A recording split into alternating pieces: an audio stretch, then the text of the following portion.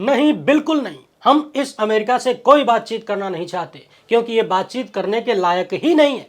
एक बार नहीं बल्कि दो दो बार हम इस अमेरिका से बातचीत कर रहे थे, लेकिन इन लोगों ने हम पर हमला किया, युद्ध छेड़ दिया। इसीलिए अब ऐसे अमेरिका से कोई बात नहीं होगी। अब कूटनीति की जरूरत ही नहीं है। अब हम अमेरिका को युद्ध से ही जवाब देंगे, क्योंकि वो युद्ध ही चाहता है। जी हाँ, ये सारी बातें ईरान ने कहा है। उसका कहना है कि अभी तो खाली 16 दिन हुआ है युद्ध को, हम 5 साल तक लड़ाई लड़ने को तैयार हैं। इसके अलावा ईरान ने और जो महत्वपूर्ण बातें कही हैं वो दुनिया की सांस अटकाने वाली है, आपकी भी। एक तरफ ईरान ने लंबे से लंबा और 5 साल तक का युद्ध लड़ने का ऐलान कर दिया है, दूसरी तरफ ट्रंप अब मदद मांगते फिर रहे हैं, और तो और इजराइल कंगाल होने लगा है। किस मामले में कंगाल हो रहा है वो भी देखेंगे। कहें कि अमेरिका को पहले से मालूम था कि इजराइल कंगाल हो जाएगा, फिर भी उसने युद्ध छेड़ दिया।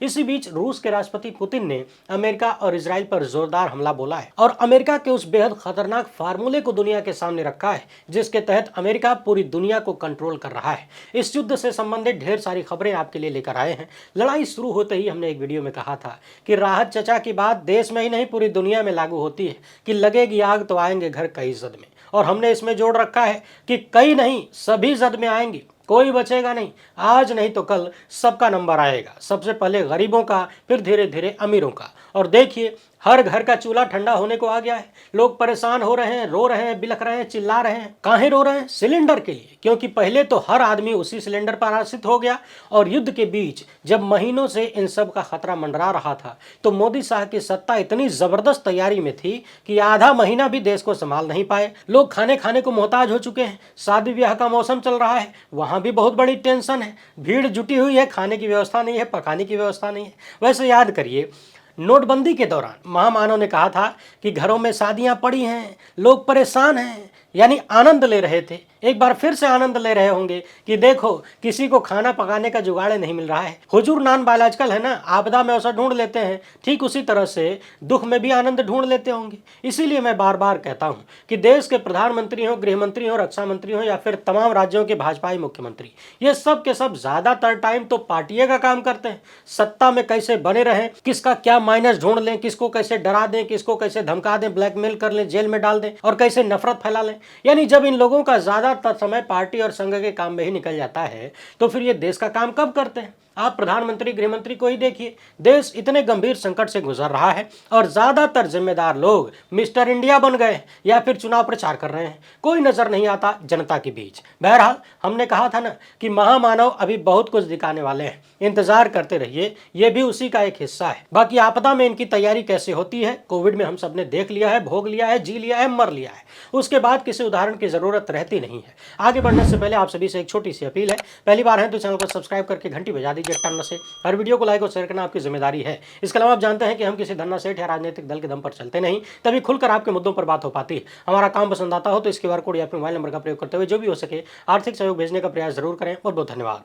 सबसे पहले तो आप इधर देखिए, ईरान के सर्वोच्च नेता के प्रतिनिधि अब्दुल माजिद हकीम इलाही ने बहुत बड़ा बयान दिया है। उन्होंने साफ साफ कह दिया है कि ईरान अमेरिका से कोई बातचीत नहीं करेगा और कभी भी नहीं करेगा। ईरान के अधिकारियों का कहना है कि हमारा देश लंबे वक्त तक युद्ध लड़ने के लिए तैयार है, जरूरत पड़ी तो हम 5 साल तक भी ऐसे ही लड़ते रहेंगे, लेकिन अमेरिका के सामने और दुश्मनों के सामने आत्मसमर्पण यानी सरेंडर तो नहीं होगा। ईरान अपने देश की संप्रभुता और सुरक्षा की रक्षा करेगा। यानी सोचिए कि खुद को महाशक्ति कहने वाले और पूरी दुनिया में जासूसी के दम पर अपना रैकेट चलाने वाले इजराइल, अमेरिका जैसे देश ईरान पर टूट पड़े, मगर ईरानियों की हिम्मत की दाद देनी होगी। उन्होंने अपने देश के सम्मान को झुकने नहीं दिया, बिकने नहीं दिया, लौटने नहीं दिया, और सरेंडर तो बिल्कुल करने को तैयार नहीं है, और तो और बातचीत को भी तैयार नहीं है। अब गलती से भी आप किसी 56 इंच को मत याद कर लीजिएगा। नाम में 56 लगा देने से छाती की साइज बड़ी नहीं हो जाती और उसके भीतर हिम्मत नहीं आ जाती। आगे सुनिए, ईरान का कहना है कि अगर अमेरिका और इजराइल हमला जारी रखते हैं तो युद्ध चाहे जितना लंबा चले हम लड़ते रहेंगे, क्योंकि युद्ध की शुरुआत हमने नहीं किया है, उन लोगों ने किया है। हम तो खाली अपनी सुरक्षा कर रहे हैं। ईरान ने साफ कह दिया है कि अब राजनयिक बातचीत नहीं करेंगे और सैन्य जवाब देंगे, यानी हमारी सेना जवाब देगी। बातचीत राष्ट्र के मुखिया से होती है और बातचीत के दौरान ही अमेरिका ने हमारे मुखिया को मार दिया। ईरान का कहना है कि हमारे पास बहुत सारी मिसाइलें हैं, ड्रोन हैं और क्षेत्र के तमाम सहयोगी हैं। ध्यान रखिएगा, यहाँ ईरान के सहयोगी का मतलब है वही प्रॉक्सी ग्रुप हिजबुल्लाह वगैरह जो ईरान के लिए लड़ाई लड़ते हैं, बड़े खूंखार हैं। यानी कुल मिलाकर ईरान किसी भी रूप में झुकने को तैयार नहीं है, डरने को तैयार नहीं है। ईरान के अधिकारी कह रहे हैं कि आप आइए और ईरान की सड़कों पर देखिए, किसी से पूछिए कि क्या वो सरेंडर करना चाहता है, क्या वो चाहता है कि ईरान अमेरिका इजराइल के सामने झुक जाए। हमारे देश की जनता सरेंडर नहीं, बदला चाहती है। अमेरिका इजराइल को मुंहतोड़ जवाब देना चाहती है। अब समझने वाली बात यह है कि अगर ये कूटनीतिक रास्ता बंद हो रहा है तो युद्ध लंबा खींच सकता है, और युद्ध यदि लंबा खींचा तो पूरी दुनिया में त्राहिमाम बहुत भयंकर स्तर तक पहुंच सकता है। यानी ईरान ने तो साफ साफ कह दिया कि भाई हम लड़ने नहीं गए थे, हम तो बातचीत कर ही रहे थे, तुम्ही ने हमारे ऊपर युद्ध थोपा है तो अब लड़ो, अब उसका जवाब हम युद्ध से ही देंगे, चलो लड़ते रहो, देखते हैं कितने साल तक लड़ते हो। अरे हमें तो लंबा युद्ध लड़ने का अनुभव है, हम 8-8 साल तक युद्ध लड़ चुके हैं, 5 साल फिर से लड़ लेंगे। ये तो आपने ईरान का स्टैंड देख लिया। अब अमेरिका वाला सुनिए, इसके बाद रूस के नेता क्या कह रहे हैं उसको जरा ध्यान से सुनिएगा, फिर देखेंगे कि कौन कहां किसको कैसे मार रहा है। अमेरिकी राष्ट्रपति डोनाल्ड ट्रंप का कहना है कि दुनिया की जो भी देश होर्मुज से यानी होर्मुज के रास्ते से तेल लेते हैं वो इस होर्मुज को सुरक्षित करें। यानी कल तक जो डोनाल्ड ट्रंप दुनिया को होर्मुज में सुरक्षा की गारंटी दे रहे थे, आज वो पूरी दुनिया से कह रहे हैं कि भैया आप भी आइए, हमारा आग्रह है कि होर्मुज के रास्ते को सुरक्षित करने में हमारी मदद करिए। ट्रंप का कहना है कि ईरान ने यदि हमारे शर्तें नहीं मानी तो खार्क द्वीप पर और ज्यादा हमले करेगा। ट्रंप के इन बयानों पर जवाब देते हुए ईरान के विदेश मंत्री ने कहा कि तेहरान के दुश्मनों के लिए जलडमरू बंद है। पिछले दिनों हमने आपको बताया था कि कैसे ईरान ने साफ साफ कह दिया है कि युद्ध अब हम ही बंद करेंगे, यानी हमारी मर्जी से बंद होगा, और तभी बंद होगा जब हमारे नुकसान की भरपाई अमेरिका करेगा और दुनिया हमें भविष्य में ऐसे युद्ध के न होने की गारंटी दे। यानी हम पर फिर से न कोई हमला कर दे, ये गारंटी हमको चाहिए, वो भी पूरी दुनिया से लिखित रूप में। यानी पूरी दुनिया को संकट में डालने के बाद ट्रंप मदद मांगने निकल चुके हैं। दूसरी तरफ कह रहे हैं कि अभी हम ईरान से कोई बातचीत नहीं करेंगे। बार बार झूठे हवा फैला देते हैं ट्रंप चाचा कि ईरान बातचीत करना चाहता है। यानी कुल मिलाकर अमेरिका की कोशिश एक ही है कि कैसे किस तरीके से दुनिया को यह दिखा दिया जाए कि हम जीत गए और युद्ध बंद हो जाए। लेकिन वो मौका नहीं मिल पा रहा है कि अमेरिका किसी तरह से खुद को जीता हुआ बता के खिसक सके, क्योंकि अब तक कुछ हासिल नहीं हुआ है, उल्टे बहुत कुछ गंवा कर बैठे हैं। दुनिया से कह रहे हैं कि होर्मुज की सुरक्षा करिए। इसी बीच रिपोर्ट यह भी आ रही है कि अगर होर्मुज ऐसे ही मार्च के अंत तक बंद रह गया, यानी इस महीने भर बंद रह गया, तो फिर कच्चे तेल की कीमतें $150 से $200 प्रति बैरल तक बढ़ सकती हैं। यानी जो कच्चा तेल अभी 100 के आसपास है वो 150 से 200 तक पहुंच सकता है। तो आप कल्पना करिए कि महंगाई का लेवल कहां तक जाएगा और आप कहां तक उसको सह पाएंगे। वैसे अमृतकाल में उम्मीद है कि आप लोगों का बैंक बैलेंस बहुत लंबा चौड़ा हो गया होगा, घर में खूब सारा सोना चांदी भरा होगा, अमीर हो गए होंगे सब ना, अडानी टाइप। तो फिर टेंशन की क्या बात है। अरे भक्तों से मिलिए, पूछिए कि भैया कहते थे ना कि 100 क्या 1000 भी तेल भरवा लेंगे, तो चलो भरवाओ, हमरा भी भरवा दो। यानी परिस्थितियां बद से बदतर होती जा रही हैं और हो सकती हैं।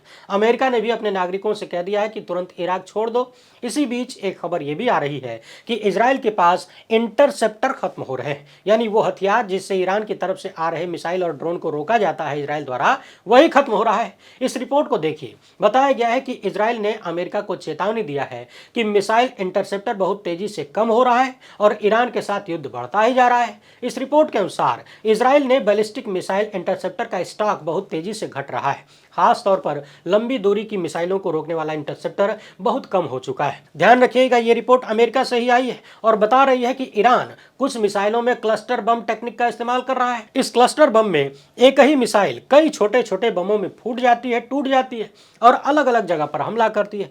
यानी यूं समझिए कि ईरान ने एक मिसाइल दाग दिया जिसमें क्लस्टर बम लगे हैं, एक ही मिसाइल से ढेर सारे विस्फोटक अलग अलग हिस्सों में निकल गए। अब इजराइल का जो इंटरसेप्टर है वो उन सब को मारने के लिए निकलेगा। यानी ईरान एक मिसाइल से 80 बम छोड़ रहा है, और यदि सबको मारने के लिए इजराइल का इंटरसेप्टर मिसाइल निकल पड़ा तो ईरान के एक मिसाइल के बदले इजराइल के कई दर्जन यानी 80 निकल सकते हैं इंटरसेप्टर। यही वजह है कि इजराइल इंटरसेप्टर मिसाइल के मामले में कंगाली की तरफ बढ़ता जा रहा है। हालांकि ये रिपोर्ट ये भी बता रही है कि इजराइल के पास भले ही कमी आ गई हो, लेकिन अमेरिका के पास ऐसी कोई कमी फिलहाल नहीं है। अमेरिका के पास अभी भी मिसाइलें हैं, मगर एक सच ये भी है कि ये मिसाइल बहुत ही महंगी है जो इंटरसेप्ट करती है। इसने अमेरिका पर भी आर्थिक दबाव बढ़ा दिया है। है। हमने पहले भी आपको बताया था कि किस तरीके से बेहद सस्ता वाला ड्रोन भेजकर ईरान अमेरिका इजराइल को हथियारों के मामले में और आर्थिक मामले में भी कमजोर कर रहा है। शुरू से ही ईरान का यह प्रयास था कि वो अपने छोटे छोटे हथियार भेजकर अमेरिका और इजराइल को छकाता रहे, उनके हथियारों को खत्म करवाता रहे, क्योंकि किसी भी युद्ध में अंत तक वही टिका रहता है जिसके हथियार बचे रहते हैं और बड़े हथियार बचे रहते हैं। तो ईरान ने यही टेक्निक अपनाया और अब देखिए उसकी टेक्निक सही साबित हुई, उसने इजराइल को कंगाल कर ही दिया। खबरों के अनुसार ईरान में इस युद्ध के कारण अब तक 1300 से ज्यादा लोग मारे गए।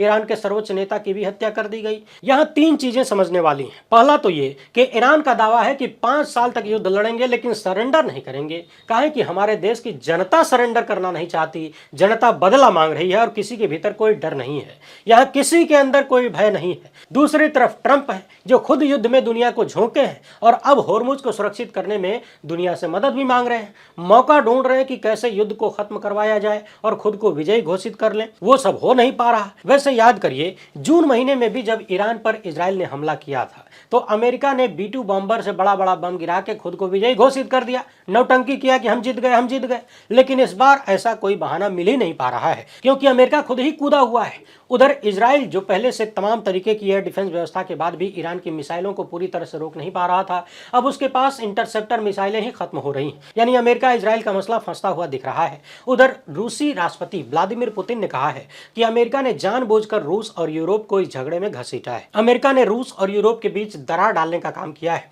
और अब अमेरिका यूरोप के लोगों पर पैसे का बोझ भी डाल रहा है। मगर चिंता की बात यह है कि आज की तारीख में यूरोप के जो भी नेता हैं वो पूरी तरह से रीढ़ विहीन है, यानी कमजोर है, डरपोक है। ये ट्रंप का सामना नहीं कर सकते। उनकी मीडिया, उनकी इकोनॉमी और पॉलिटिक्स में बहुत कुछ अमेरिका पर ही निर्भर है। पुतिन का कहना है कि आप किसी भी बड़े मीडिया आउटलेट को देखिए, ध्यान से देखिए, तो उसके पीछे सबसे बड़ा फायदा किसी अमेरिकी व्यक्ति का ही होगा और पूरा का पूरा मीडिया अमेरिकन फंड से ही चलता हुआ दिखेगा, यानी सब अमेरिका का ही है।